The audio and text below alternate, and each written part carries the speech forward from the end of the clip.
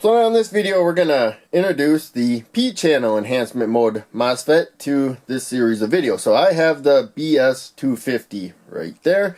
This is the pin layout. So when I ordered this, it came in the E-line package. I had to get this from DigiKey, although it is available elsewhere and maybe in other packages. But in case, the front is skinnier, unlike the TO92 package, and the back is wider. It also has a dimple, but in any case, it says BS250 on there. So we got the drain on the left pin, gate in the middle, that's the control pin, and the source, the right pin. So you can see that their source goes directly to the positive supply for the P-channel enhancement mode MOSFET when you are wiring it as a switch. So we'll plug it in there. Hopefully you can see all the components just fine. And I should have turned the power off before I wired it up.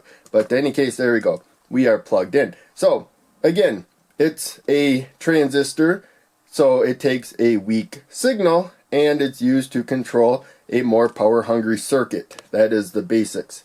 But being a MOSFET transistor, we don't have any current going through the gate in either direction. Just a little bit shifts when you switch from positive to negative. So right now we're floating and it is off. But even my finger, I'm not even touching the metal, I can give it a weak signal through the wire there, which is turning it on and off rapidly. But positive supply, since it's a P-channel enhancement mode MOSFET, turns it off completely. Remember, N-channel enhancement mode MOSFET was the opposite. Everything was wired opposite with N-channel. There we go. We got negative supply. It turns on fully. So that is what MOSFETs are really good at. You generally see them used as a switch because it's that simple. It takes virtually no power at all when you're switching it, unless it's extremely rapidly. So they are very efficient. They're just either on or off, and it's not really taking any power to control them. So that's it for this video. Thanks for watching.